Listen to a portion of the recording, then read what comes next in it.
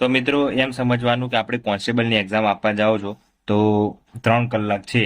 3 કલાકમાં 200 માર્ક્સનું paper attempt કરવાનું છે. તો આપણે આજના વિડીયોમાં એ જોઈશું કે 200 માર્ક્સનું પેપર 3 કલાકમાં કેવી રીતે અટેમ્પ કરવું જોઈએ, બરાબર. તો એમાં ઈ પણ કરવાના છે, સાથે સાથે બીજા સાચા એમસીક્યુએસ પણ ટીક કરવાના છે. એટલે તો મારી જોડે આ પેપર છે સેમ્પલ, અને એમાં કેવી રીતે ટીક કરવાના હું તમને સમજાવું. તો આપણે જોઈએ કે આ બધા એમસીક્યુએસ છે, બરાબર.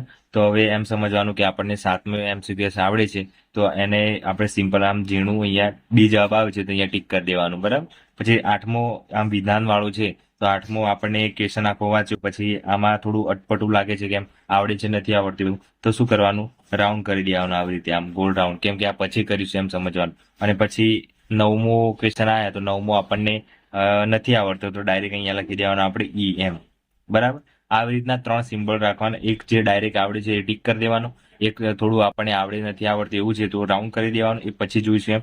અને જે ઈ કર્યું છે એ આપણે ઈ જ કરી દઈશું, નથી આવડતું એટલે ડાયરેક્ટ ઈ જ કરી દઈશું, બરાબર. એ રીતના બધા ક્વેશ્ચનો આપણે અટેમ્પ કરીશું. આ આવડે છે તો આ ટીક કરી દીધું, આ નથી આવડતું રાઉન્ડ કરી દીધું, થોડું થોડું આવડે છે તો રાઉન્ડ કરી દીધું, અને નથી આવડતું તો ઈ કરી દીધું. પછી પાછા આપણે જઈશું, આવડે છે ટીક કરી દેવાનું, આ આવડે છે ટીક કરી દેવાનું, આ નથી આવડતું તો આપણે ઈ કરી દઈશું. એ રીતના બધા આપણે એટેમ્પ કરી લેવાના બધા.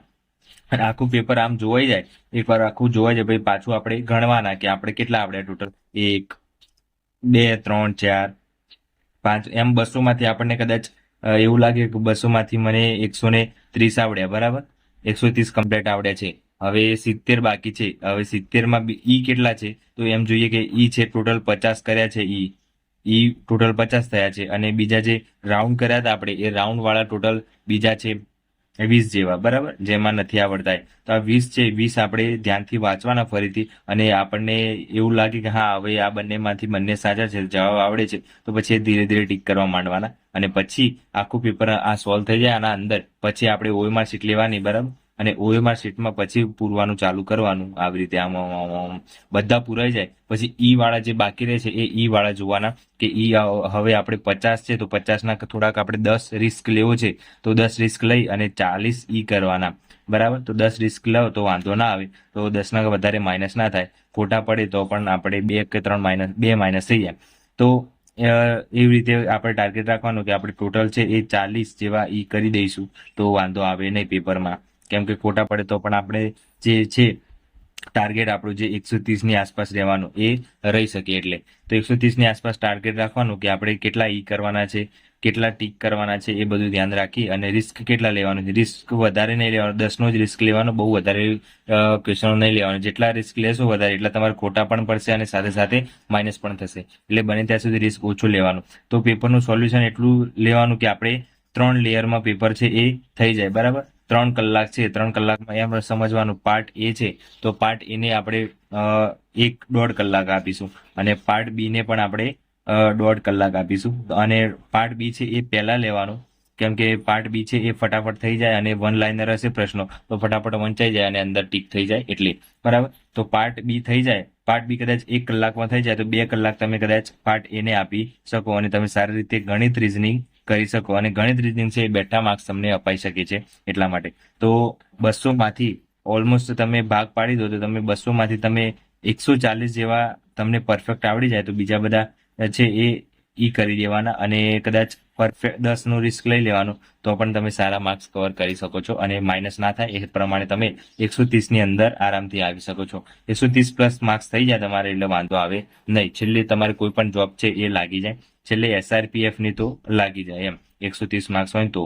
એટલે એટલું ધ્યાન રાખવાનું કે આપણે કેટલા અંદર માર્ક્સ લાવવા છે, અને કેવી રીતના પેપર અટેમ્પ કરવું છે. પેપર અંદર જ અટેમ્પ કરવાનું, અને પછી ટીક કરવા માંડવાનું. અને એમાં કોઈ ડબલ વાર આમ ટીક ના થઈ જાય એટલું ધ્યાન રાખવાનું. આ 4 ઓપ્શન હશે ABCD, અને છેલ્લે ઈનો પણ ઓપ્શન હશે. તો આ એકવાર આમ રાઉન્ડ કરી દીધું, બરાબર. અને પછી એમ થાય કે ના મારો જવાબ સી આવે છે, તો પાછા સી કરવા બેસતા નહીં, પછી ખોટું જ ગણાશે. પછી કદાચ ઈ કરી દીધું ને પછી એમ થાય કે મારે જવાબ કરવો હતો એ, તો પાછા એ કરવા બેસતા નહીં. ઈ એકવાર થઈ ગયું તો ઈ એકવાર કરી દેવાનું, પછી પાછું કરવાનું નહીં. આ બધી વસ્તુઓ છે ખાસ ધ્યાન રાખવા જેવી છે પેપરમાં. એટલે વારંવાર છોકરાઓ બહુ બધા ભૂલ કરતા હોય છે એટલા માટે. એટલે એકવાર તમે આમ કોરું હોય ત્યારે આ આપણે ધ્યાન રાખીને એક જે જવાબ આવતો પરફેક્ટ એ પૂરી દેવાનું અને પછી જ આગળ વધવાનું. પછી આમ છેલ્લે આખું પેપર પૂરું થઈ જાય હોય 10 મિનિટની વાર હોય ત્યારે એકવાર ચેક કરી લેવાનું કે ક્યાંય એક બાકી રહેતું નથી ઈ કરવાનું કે કોઈ ટીક કરવાનું. તો એ રીતના આપણે ક્રોસ ચેકિંગ કરી લેવાનું. અને પેપર આ જે છે આવી રીતના પેપર આવે એ પેપર તમે શાંતિથી એકવાર આખું પૂરું કરી દેવાનું પછી ટીક કરવા માંડવાનું આપણને કેટલા અંદરથી આવડે છે પ્રશ્નો એ બધું. બરાબર. તો વિડીયો આવી રીતના સમજાય એટલા માટે બનાવ્યો હતો કે તમે પેપર કોઈક પહેલી વાર અટેમ્પ કરવા જતું હોય છે, કોઈ કે 12 પાસ કરીને પહેલી જ એક્ઝામ હોય છે કોન્સ્ટેબલની, તો સારા માર્ક્સ લાવે અને કોઈ ભૂલ ના કરે એટલા માટે બનાવવાનો એક હેતુ હતો. તો વિડીયો ગમે હોય તો લાઈક, શેર અને સબસ્ક્રાઇબ કરી દેજો અને તમારા મિત્રો જેટલા પણ નવા તૈયારી કરે છે એક્ઝામ પહેલી વાર આપતા હોય તો એમને આ વિડીયો શેર કરી દેજો.